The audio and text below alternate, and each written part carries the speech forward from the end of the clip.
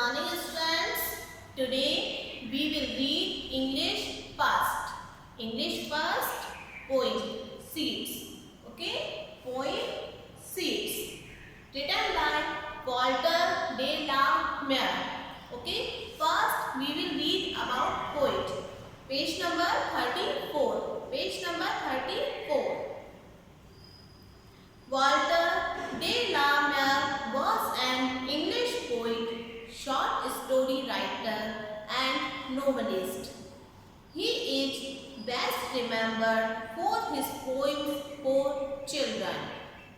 In this poem, the speaker attempts to show the difference between the weak and the strong.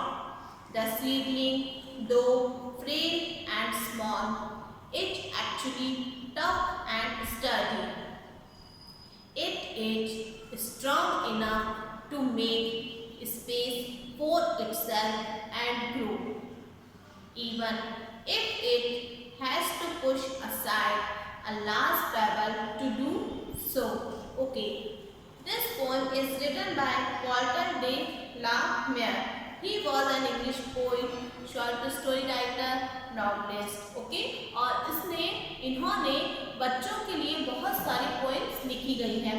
इस poem में ये बता रहे हैं difference between strong and weak. Means किसी strong और वीक में क्या डिफरेंस होता है.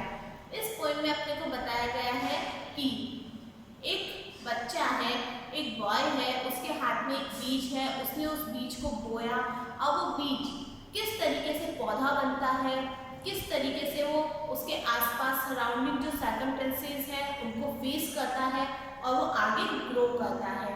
तो इस पोएम से हमको ये लेसन मिलता है कि हमें भी भले हमारे आसपास कितनी ही बुरी परिस्थितियां हों, हमें कभी भी हार नहीं माननी चाहिए.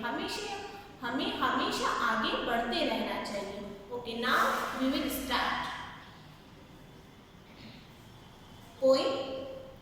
The seeds I sow 4 weeks unseen have pushed up pygmy shoots of green, so frail you'd think the tiniest stone would never let a glimpse be shown.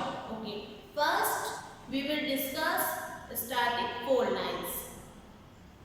There was a boy, he had some seeds in his hand. Okay, एक लड़का है, उसके हाथ में कुछ बीज हैं.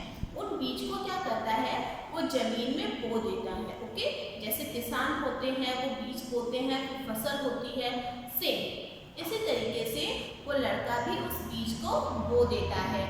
4 weeks unseen, अब कुछ सप्ताह बाद उसको वापस से देखता है. ठीक है, अब ऐसा तो नहीं हो सकता कि अपन ने आज बीज बोया 1 hour या 2 hours बाद वो पौधा बन जाए. उसको कुछ टाइम लगता है, 1 week 2 week बाद ही वो उसमें अंकुरित होता है.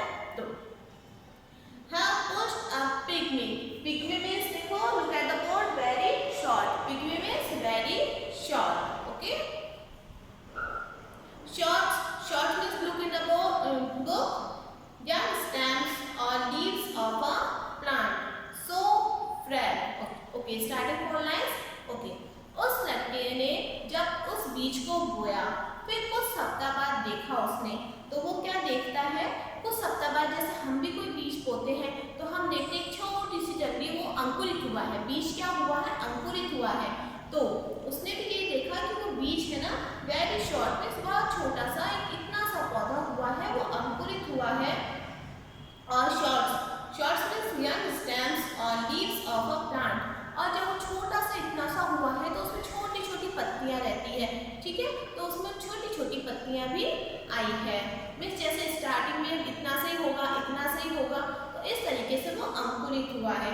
ये देखो, लुक एट द बोर्ड, यहाँ पर हमारे बताया गया है कि ये बीज बोया, फिर छोटे छोटे हुए, तो इस तरीके से. Okay, now next 4 lines.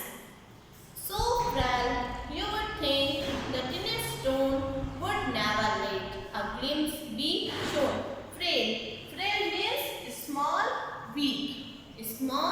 weak, yeah, and easily broken or destroyed. means कोई चीज बहुत जो छोटी है या बहुत कमजोर है या जिसे हम किसी बहुत इजीली हम उसको तोड़ सकते हैं. destroy means खत्म हैं, ब्रोकन मीन्स तोड़ सकते हैं। ओके, तो अब तुम ये सोचोगे कि ये जो नया नया प्लांट उगा है, हमने जो उस लड़के ने बीज बोया था उससे जो अभी अभी प्लांट हुआ है, ये बहुत एक छोटे से पत्थर से भी होता है ना, कोई छोटा सा पौधा होता है, हम एक छोटा सा पत्थर भी उसको फेंके तो पौधा टूट जाता है, तो ऐसा भी हो सकता है। Would never let a glimpse be shown. Glimpse means a quick sight of something. तो अब शुरू से बता रही हूँ इसका। एक लड़का है, उसने एक बीज बोया है। ओके, एक बीज बोया है और कुछ हफ्ता बाद जब उसने उस बीज को देखा तो उसमें बहुत छोटी छोटी मीन्स स्टार्टिंग में वो अंकुरित हुआ है, तो उसकी छोटी सी स्टेम्स है, छोटा सा उसमें डंडी आई है जिसको तना कहा गया है, छोटी छोटी उसमें पत्तियां आई है और वो इतना नाजुक है कि एक छोटा सा स्टोन है वो भी उसको हानि पहुंचा सकता है। It would be harmful for the plant, वो उस प्लांट के लिए हानि पहुंचा सकता है। बट हमको ये नहीं सोचना चाहिए कि छोटी सी जो चीज होती है वो कमजोर होती है। ओके, बट हमको ये नहीं सोचना चाहिए कि कोई छोटी चीज होती है वो कमजोर होती है। Now turn your page. But no, ऐसा मत सोचो कि that plant is a weak plant. आगे अब वो प्लांट क्या कर रहा है इसके बारे में बताया गया है। But no, a pebble means a small smooth stone, means जो कंकर पत्थर होता है वो। Near them lies at least a cherry stone in size. पर क्या है कि वो जो अपने छोटा सा जो अभी पौधा अंकुरित हुआ है, ओके, वो छोटा सा जो पौधा अंकुरित हुआ है उसके आसपास एक स्टोन्स है, अ पेबल, एक स्टोन्स है और वो स्टोन कितना सा है, मतलब एक जो चेरी स्टोन मीन्स एक छोटा सा चेरी के जितना इतना सा स्टोन है। मीन्स वो जो पौधा है अभी अभी अंकुरित हुआ है, अभी अभी वो आया है नया, उसके आसपास मीन्स ये देखो उसके आसपास अभी से ही कितनी डिफिकल्टीज आ गई उस पौधे के पास। अभी तो वो एक यंग ही है, वो बड़ा हो जाता तो फिर बात अलग थी, इतनी यंग एज में भी उसके आसपास इतनी डिफिकल्टीज आ गई। तो अब उस डिफिकल्टीज से वो कैसे निकलता है, नेक्स्ट 4 लाइन्स में अपने को बताया गया है। Okay, which that may sprout means that small and weak young plants, okay, has heaved away means pushed away with great effort to bask in sunshine. To bask means to enjoy the warmth and light, see the day. अब देखो हम सोच रहे थे कि वो छोटा सा पौधा है, कंकर पत्थर उसको नुकसान पहुंचा देंगे, हो सकता है वो नष्ट भी हो जाए। बट अब आगे क्या दे रखा है आपने, which that may sprout the small and weak young plants। बस जो small and weak young plants था ना, अब क्या हो रहा है, जैसे जैसे समय बढ़ रहा है, ओके, जैसे जैसे समय आगे बढ़ रहा है वो भी तो बड़ा हो रहा है। जैसे हम पहले छोटे थे, फिर थोड़े बड़े हुए, फिर थोड़े बड़े हुए, फिर थोड़े बड़े हुए, आज हम इतने हो गए। तो इसी तरीके से अब वो जो छोटा सा पौधा है अब वो धीरे धीरे बढ़ रहा है। तो क्या है इसमें, has heaved away to bask in sunshine। अब जैसे जैसे वो पौधा बढ़ेगा, ओके, जैसे जैसे वो पौधा बढ़ेगा उसको स्पेस चाहिए फैलने के लिए। तो अब क्या हुआ, जैसे वो यंग प्लांट्स था उसके बिल्कुल नजदीक में ही वो पेबल था, तो अब जैसे जैसे उस पौधे को स्पेस चाहिए तो पेबल को अपने आप दूर खिसकाए जा रहा है। ओके, जैसे जैसे वो बढ़ रहा है उस पेबल्स को उसको स्पेस चाहिए तो वो बढ़ रहा है तो पेबल अपने आप दूर हो रहा है। To bask in sunshine means to enjoy the warmth and light, see the day।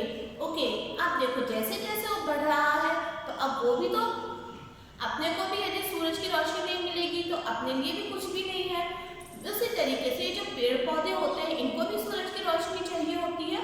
तो सूरज की रोशनी को ग्रहण करने के लिए, उसको लेने के लिए, वो खुले हवा में सांस लेने के लिए अब वो धीरे धीरे बढ़ रहा है। कैसे बढ़ रहा है? अपने आसपास की जो भी कठिन परिस्थितियां थी, ओके, जो भी सर्कमस्टेंसेस थे, उन सर्कमस्टेंसेस को अवॉइड करके, उन सर्कमस्टेंसेस से बाहर निकल करके वो पौधा अब आगे बढ़ रहा है। तो अब इस पोएम से हमको ये सीखने को मिलता है कि हमारे आसपास में हमको एक हमारा एम डिटरमाइन करना होगा।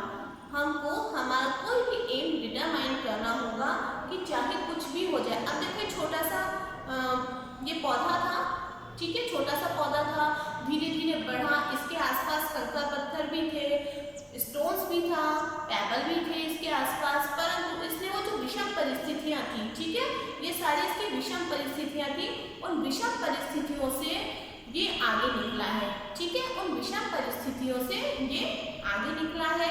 आगे जाके इसने अपना रास्ता खुद बनाया है, इसने किसी की हेल्प नहीं ली है, आगे जाके इसने अपना रास्ता खुद बनाया है और आज ये अब बड़ा हो गया, अब इसने अपना रास्ता खुद बनाया, ये धीरे धीरे फैलता जा रहा है and it is enjoying the sunshine, और अब ये सूरज की धूप का आनंद ले रहा है। मीन्स पौधे बड़े हो जाते हैं तो फिर सूरज की धूप में और ज़्यादा खिलते हैं वो, इस तरीके से। Okay, now our poem has finished. I hope you understood this poem very well. Thank you.